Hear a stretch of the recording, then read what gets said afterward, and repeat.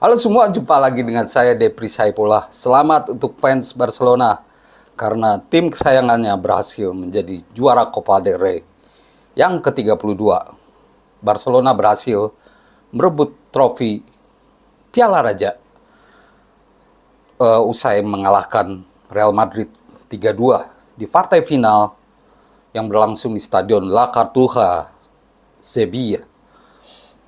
Kita tahu bahwa pertandingan ini begitu dramatis dan ada beberapa hal yang harus kita ungkap, harus kita ketahui. Mungkin teman-teman belum tahu bahwa ini adalah kemenangan pertama sejak 1990 bagi Barcelona saat melawan Real Madrid di final Copa del Rey. Jadi sudah hampir 35 tahun Barcelona menunggu momen ini.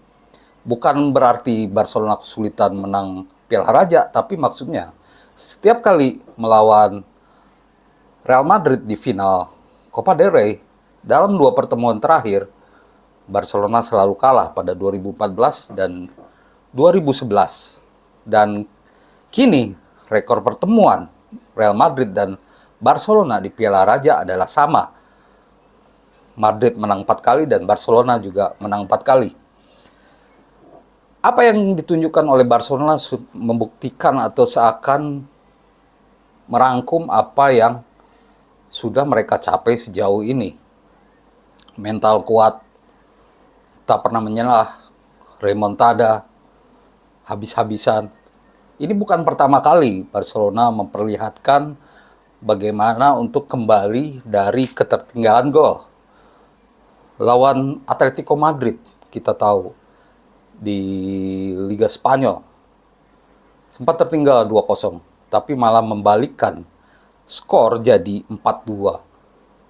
Lalu lawan Benfica sudah tertinggal 3-0, bisa membalikkan skor menjadi 4-3.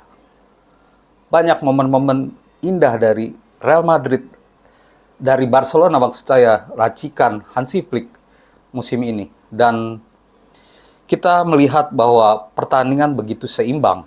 Seperti yang saya bilang di video saya sebelumnya, di video ulasan sebelumnya, bahwa faktor mental akan menjadi penentu kemenangan. Dan itu memang terbukti ya. Bagaimana tidak setelah cetak gol dulu lewat Pedri di menit ke-28. Barcelona kebobolan 2 gol dalam waktu 7 menit, yaitu lewat Kylian Mbappe menit ke-70 dan juga Aurelien Tchouaméni di menit ke-77. Semuanya dari bola mati. Di kondisi seperti itu, di 10 menit terakhir, saat orang menduga Barcelona akan kalah lagi dan juga pemain fans Real Madrid sudah bersorak, Barcelona masih menemukan cara untuk mengalahkan Real Madrid lewat umpan jauh yang diterima oleh, berhasil keluar dari jebakan offside.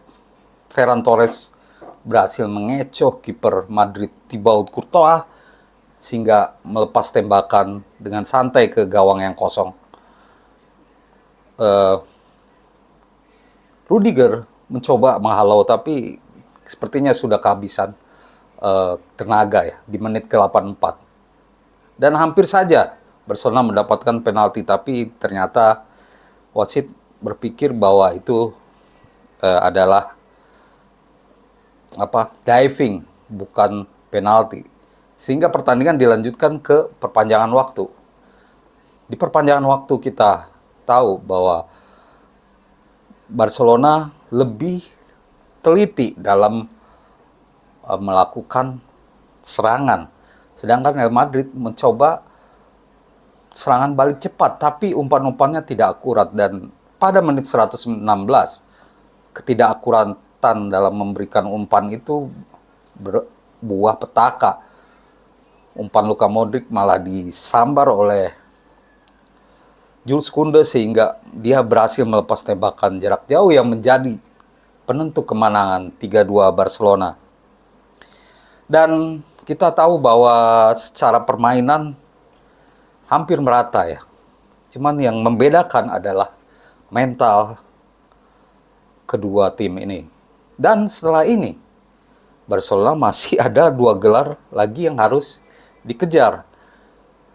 Kita tahu Hansi Flick sudah meraih 2 gelar, Piala Super Spanyol dan Piala Raja. Sekarang dia mengincar 2 gelar lagi, yaitu Liga Champions dan Liga Spanyol. Ini fenomenal, hampir sama dengan era Pep Guardiola pada tahun 2009 lalu ya. Tapi ini lebih fenomenal lagi menurut saya, karena Barcelona dihuni oleh skuad muda yang pantang menyerah. Dan tugas pertama Barcelona adalah memenangkan 2 laga melawan Inter Milan di semifinal. Bagaimana peluangnya? Kita tahu bahwa Inter Milan tidak bisa diremehkan.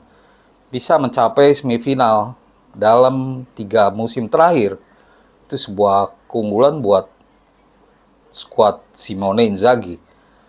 Mereka punya pertahanan kuat, dan menurut saya ini tugas berat juga buat Barcelona. Tapi Barcelona sudah membuktikan tidak ada alasan untuk tidak memenangkan 2 laga ini. Sedangkan di La Liga masih ada 5 pertandingan yang harus dilakoni. Saya melihat bahwa ada 2 laga mudah dalam tanda kutip ya. Di sisa 5 laga Liga Spanyol. Barcelona akan menghadapi Real Valladolid ya, setelah menghadapi Inter Milan di tengah pekan nanti. Setelah itu, Barcelona akan menghadapi Real Madrid. Kembali El Clasico pada 11 Mei. Jadi, ini bakal menjadi penentu ya. Apakah Barcelona bisa mengalahkan Real Madrid 4-0, maksudnya 4 kali di satu musim. Luar biasa. Apalagi main di kandang. Kita lihat, bahkan Lamine Yamal sudah sesumbar. Dia mengatakan dia sudah yakin Real Madrid tak akan mampu mengalahkan Barcelona. Sesumbar itu, sepercaya diri itu. Dan itu sudah dibuktikan ya.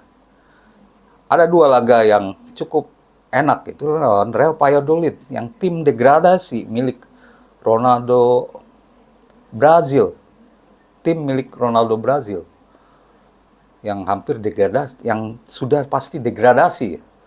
Jadi menurut saya ya hampir pasti 3 poin. Lalu melawan Real Madrid ya 50-50 lah. Pasti sengit. Peluang menang ada. Lalu melawan Espanyol. Lalu melawan Villarreal dan Athletic Bilbao di 2 laga terakhir. Barcelona bisa mengemas gelar lebih cepat kalau Real Madrid kalah, karena di laga-laga berikutnya seperti di El Clasico,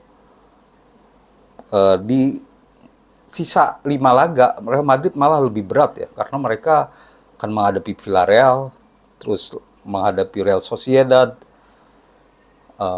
Mallorca, Celta Vigo, yang posisinya ada di 10 besar. Lebih berat dari Barcelona, tapi masih seru. Jadi peluang menambah 2 gelar lagi bagi Barcelona terbuka lebar. Dan kita akan melihat bahwa memang ini tahunnya Hansi Flick dan Barcelona, skuad muda Barcelonanya.